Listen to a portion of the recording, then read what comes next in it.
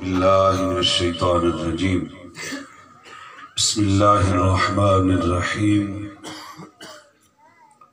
یا ایہا المزمل قم اللیل الا قلیلا نصفہ او انقص منہ قلیل آمنت باللہ صدق اللہ العظیم ان اللہ وملائکتہ یصلون علی النبی یا ایہا الذین آمنوا صلوا علیہ وسلموا تسلیما اللہم صل علی سیدنا و مولانا محمد النبی الامی وآلہ وبارک وسلم علیہ سبھی پڑھ لیں الصلاۃ والسلام علیک یا سیدی یا رسول اللہ وعلی آلک واصحابک یا سیدی یا حبیب اللہ الصلاۃ والسلام علیک یا جد الحسن والحسین وعلی آلک واصحابک یا خاتم النبیین۔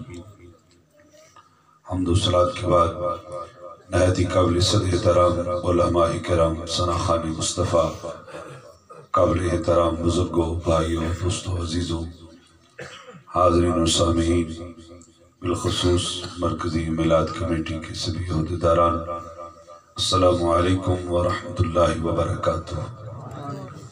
اللہ رب العزت کے فضل سے حضور نبی آخر الزمان صلی اللہ علیہ وآلہ وسلم کے ذکر پاک کے فیوز و برکات کے صدقہ سے آج کی شب بھی خانپور شریف میں ذکر مصطفیٰ کی محفل سجی اور آج کی یہ محفل انعقاد کرنے میں مبارکباد پیش کرتا ہوں اپنے محترم بھائی ملک تصور صاحب اور ان کے برادران کو کہ انہوں نے اپنے کریم لجپال آقا صلی اللہ علیہ وآلہ وسلم کے ساتھ اپنی محبتوں، عقیدتوں کا اظہار اپنے نبی کے ذکر پاک کی محفل کو سجا کر کیا۔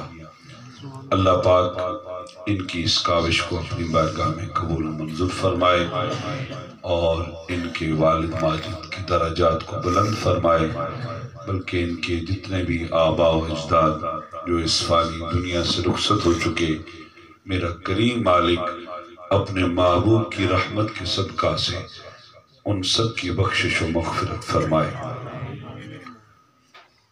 مجھ سے قابل علماء کرام مختلف موضوعات پر بہترین انداز کے اندر گفتگو فرما رہے تھے اور آپ احباب بڑے ذوق و شوق کے ساتھ سماعت فرما رہے تھے۔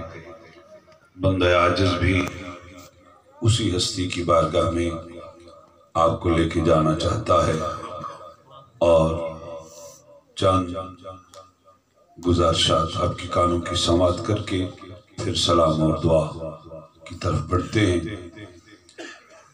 اور گفتگو کا آغاز کرنے سے پہلے مرکزی میلاد کمیٹی کی طرف سے یہ پیغام بھی آپ کے کانوں کی سماعت کرنا چاہتا ہوں، کیونکہ کل رات مشر بردار جلوس نے نکلنا ہے مرکزی میلاد کمیٹی کے زیر انتظام۔ وہ گھر جنہوں نے اپنے نبی کے ساتھ محبت کا اظہار، محبت کے اظہار کے کئی طریقے ہیں، لیکن بالخصوص جو اس ماہ مقدس میں جو خوشی کا اظہار جھنڈے لگا کے اور یہ روشنیاں اپنے گھروں پہ سجا کے اپنے سینوں پہ نالین مصطفیٰ سجا کے اور حضور کی محفلوں میں سرکار کا ذکر پاک سننے کے لیے بڑے ذوق و شوق کے ساتھ جس طرح آپ آتے ہیں، اگر ابھی وہ گھر اس سجاوٹ سے محروم ہیں تو پھر کب آپ سجاوٹ فرمائیں گے؟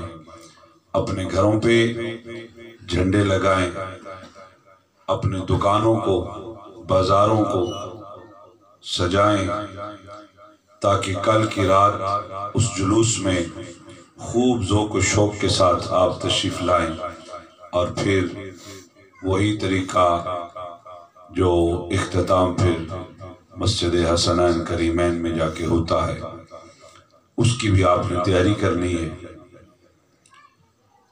اب جو وقت چل رہا ہے، اپنے اپنی سوچ ہے، یہ جس طرح مسلمانوں کو کسی نہ کسی طریقے سے اذیت دی جاتی ہے، محمد عربی صلی اللہ علیہ وآلہ وسلم کے غلاموں کو تڑپایا جاتا ہے کسی طریقے سے، یہ کوئی آج نئی بات نہیں ہے، یہ تو اس وقت کا ان کا انداز ہے، ان کا طریقہ ہے۔ جب حضور نبی رحمت اپنے رخ والضحیٰ کے ساتھ مکہ المکرمہ کی گلیوں میں نکلا کرتے تھے اور وحی یوحا کے لبوں سے کلام حق سنایا کرتے تھے اور اللہ کی توحید کا اعلان اور اپنی نبوت و رسالت کا اعلان کیا کرتے تھے، وہ خوش نصیب ہوتے تھے جو لبیک کہتے۔ کوئی صدیق اکبر بن گیا جس نے نبی کے اعلان پہ لبیک کیا، کوئی فاروق اعظم بن گیا جس نے نبی کے اعلان پر لبیک کیا، عثمان غنی ذو النورین بنا، اور کوئی نبی کے اعلان پر غلامی کا پٹا گلے میں چڑھتی جوانی میں آ گیا، وہ شیر خدا بن گیا۔ اور جس نے اس وقت بھی رخ والضحیٰ سے منہ پھیرا، کوئی ابو لہب بنا، کوئی ابو جہل بنا۔ تو یہ لوگ اس وقت بھی رسول اللہ کے غلاموں کو اذیتیں دیا کرتے تھے۔ کس طرح حضور پر مختلف فکریں کسا کرتے تھے، مختلف قسم کی باتیں کیا کرتے تھے، طرح طرح کے بکواسات کیا کرتے تھے، اور وہ ان کی باتیں جب حضور کے غلاموں تک پہنچتی تو ان کے دل رنجیدہ ہوتے، دکھی ہوتے، لیکن حضور کی بارگاہ میں جاتے، جا کے عرض کرتے تو حضور تسلی دے دیتے۔ اور پھر ایک اور بڑا خوبصورت انداز تھا اس وقت کہ بعض دفعہ نہیں، اکثر ایسا بھی ہوتا کہ وہ کفار کچھ بکواس کرتے تو حضور کے غلام اپنے آقا کے اشارے کے منتظر رہتے، اور حضور خاموشی اختیار کرتے تو مالک اپنے کتاب لا ریب کی صورت میں جواب ارشاد فرما دیتے۔ یارو، جس ہستی کا ذکر وہ مالک کل کرے جس نے ساری کائنات کو بنایا ہے، اور ہمیں یہ فکر لینی ہے کہ حضور جانے کائنات نے اپنے مالک کو کس انداز سے یاد کیا ہے، اس ہستی کا انداز بندگی کی صورت میں اپنے مالک کے ساتھ کیسا ہے۔ حضور اس قدر اپنے رب کا ذکر کرتے ہیں، کبھی نوافل کی صورت میں، کبھی ذکر اذکار کی صورت میں، کبھی قرآن پاک کی تلاوت کی صورت میں، حتیٰ کہ ایسے انداز اور ایسے لمحات آتے ہیں کہ حضور یہ طریقہ اپنا لیتے ہیں کہ ساری رات قیام کی صورت میں گزارتے ہیں، نوافل پڑھتے پڑھتے گزار دیتے ہیں، کبھی قیام، کبھی رکوع، کبھی سجود، حتیٰ کہ اتنی مشقت کہ آپ کے پنڈلیوں مبارک پہ ورم آ جاتا ہے، پاؤں مبارک سوج جاتے ہیں۔ تو پھر مالک کی بارگاہ سے انعام کیا ملتا ہے؟ میں نے جو پڑھا سورہ مزمل شریف کی ابتدائی آیات مقدسہ، تو رب پھر اپنے بندے پہ کس طرح ناز کرتا ہے کہ جب بندہ اپنے مالک کا ذاکر بن جائے، بندہ جب اپنے مالک کی بندگی میں اس قدر لگ جائے، تو پھر وہ مالک اپنی عطاؤں کی بارش کس طرح کرتا ہے، اپنے اس بندے کو نوازتا کس طرح ہے۔ کہ حضور کو خاتم النبیین بنا کے بھیجا، اب قیامت تک کوئی اور نبی نہیں، کذاب آتے رہیں گے، جھوٹے آتے رہیں گے، کفار بکواس کرتے رہیں گے، لیکن حق وہی ہوگا جو ساری کائنات کے مالک نے فرمایا۔ نعرہ تکبیر، ساری کائنات کے مالک نے اپنے محبوب کی شان اس انداز کے ساتھ بیان کر دی کہ جو کتاب اپنے محبوب کو عطا کی، فرمایا محبوب انبیاء کی فہرست میں بھی تو خاتم النبیین ہے، اور آسمانی کتابوں میں سے بھی یہ آخری کتاب قرآن مجید فرقان حمید ہے۔ اب قیامت تک نبوت بھی تیری ہے، شریعت بھی تیری ہے، کتاب بھی یہی ہے، امت بھی تیری ہے، نہ کوئی اور امت آئے گی، نہ کوئی اور قانون آئے گا، نہ کوئی اور شریعت آئے گی، نہ کوئی اور نبی آئے گا۔ تو جب کتاب بھی وہی رہے گی، امت بھی وہی رہے گی، تو اس کتاب میں تذکرے بھی تو اسی نبی کے رہیں گے۔ فرمایا اے کالی چادر، اے کملی اوڑھنے والے، اس طرح یہ ایک انداز ہے عز و انکساری کا، یہ حضور کی عز و انکساری کہ اس انداز کے ساتھ خشیت الہی میں رہ کر اپنے آپ کو اس طرح چادر میں لپیٹ کر عز و انکساری خشیت الہی اس انداز میں ہیں، اور رب اس انداز کو اپنے کلام کا حصہ بنا دیتا ہے کہ جب بھی کوئی قاری پڑھے گا تلاوت قرآن کی کرے گا، شان میرے محبوب کی ہوگی، پڑھے گا قرآن اور ادائیں میرے محبوب کی بیان کر رہا ہوگا، پڑھ رہا ہوگا قرآن، لیکن اس کے اندر فضائل کس کے ہوں گے، شانیں کس کی ہوں گی، مرتبے کس کے بیان کیے جائیں گے، وہ میرے محبوب کے بیان کیے جائیں گے۔ بندگی اس طرح کی کہ کائنات میں اور کسی نے اس انداز سے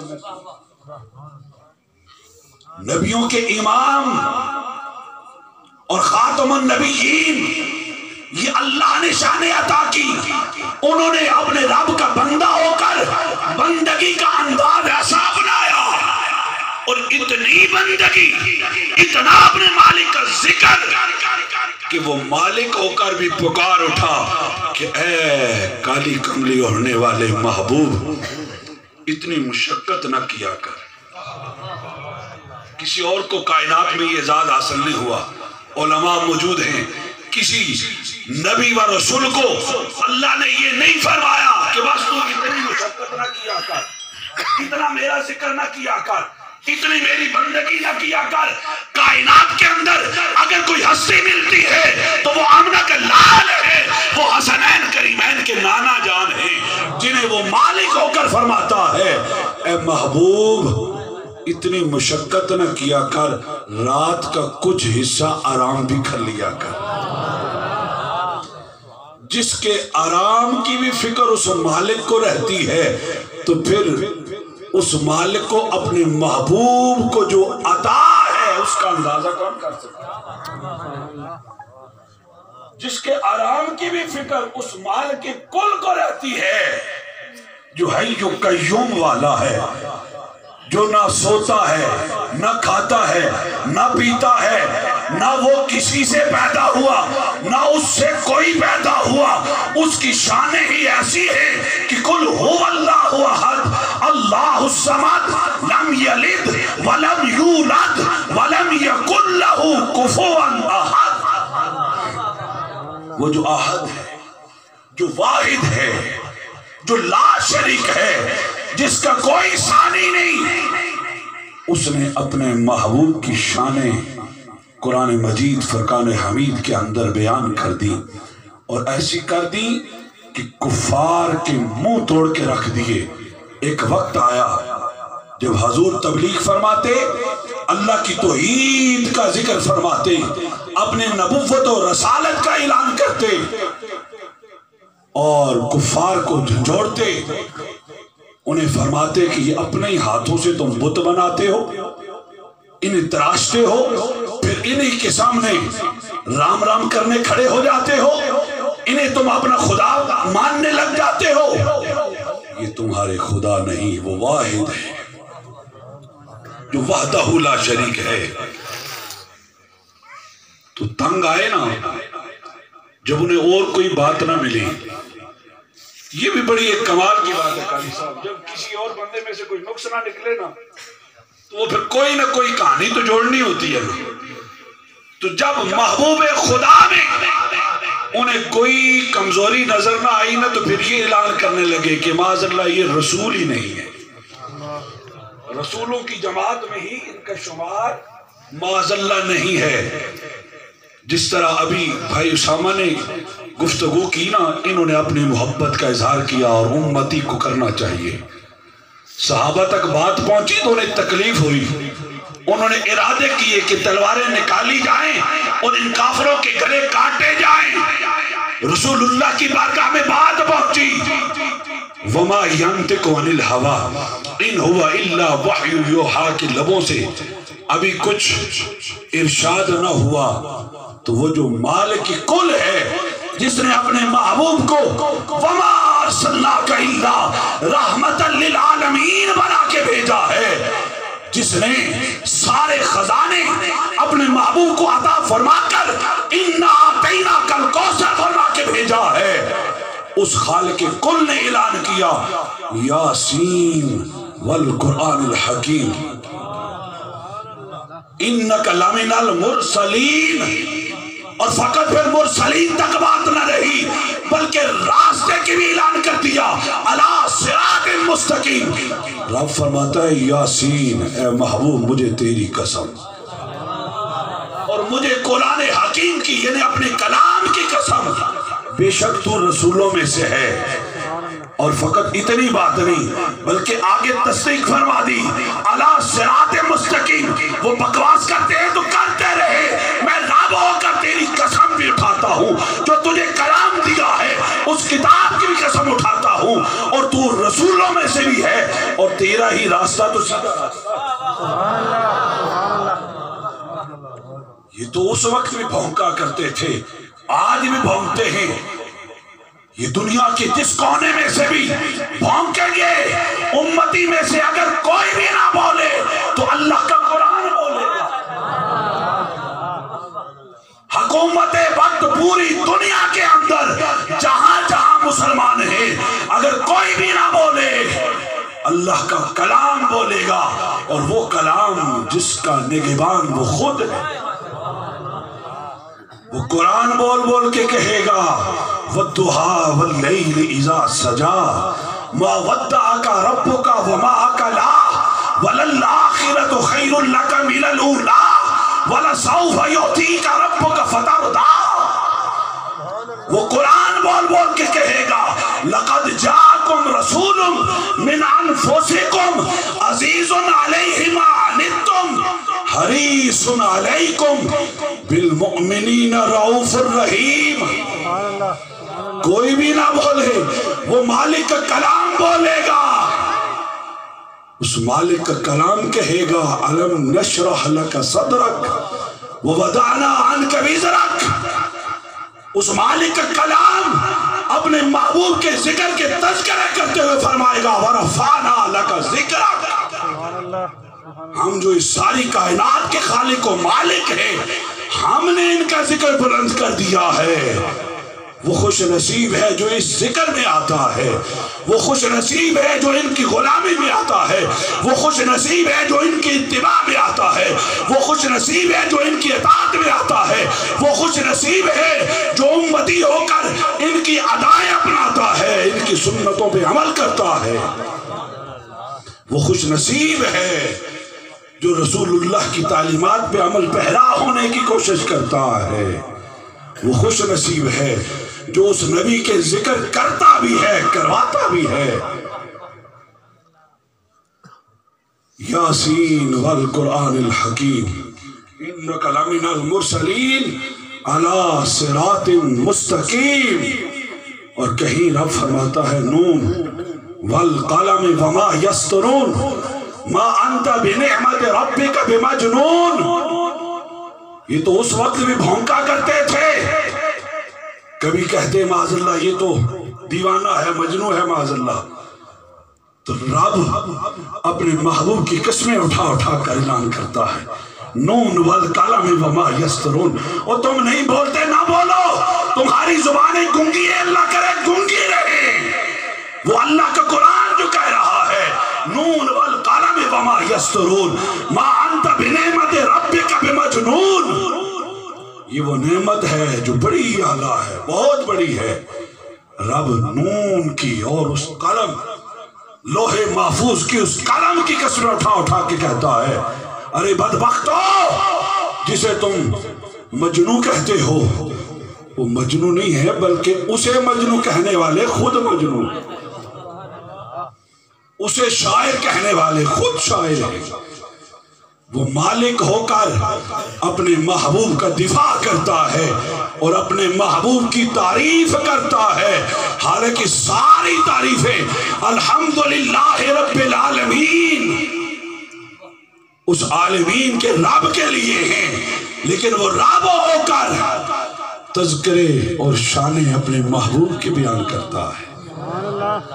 اس لیے ہمارا یہ حق ضرور بنتا ہے کہ اپنی ہمت کے مطابق، اپنی قوت کے مطابق ہم اپنے نبی کے وفادار ہو جائیں. اور ہم اس سے زیادہ وفادار کیا ہوں گے کہ ہمارے گلے پھٹ گئے، آوازیں بیٹھ گئیں، بال سیاہ تھے تو کہنے لگے اب سفید ہو گئے کہ خدارا خدارا اپنے نبی کی آنکھیں ٹھنڈی کر لو. ہم وہ نہ کر سکے تو اور کیا کریں گے؟ اور اس میں کوئی پیسہ نہیں لگتا، مالک کی بندگی بھی ہو جاتی ہے، نبی کی آنکھیں بھی ٹھنڈی ہو جاتی ہیں. اور وہ نبی ہو کر اپنے رب کی اس قدر بندگی کریں کہ پنڈلیوں مبارک پہ ورم آ جائے. ہم تو 4 فرض پڑھتے ہوئے 2 منٹ لگاتے ہیں،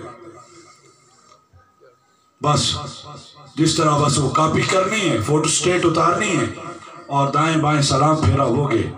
بعض کو تو اتنی جلدی ہوتی ہے کہ جس طرح وہ تو کوئی ہدار دینے آئے ہیں، سلام کے بعد دعا کی بھی توفیق نہیں، وہ تو اتنی جلدی میں.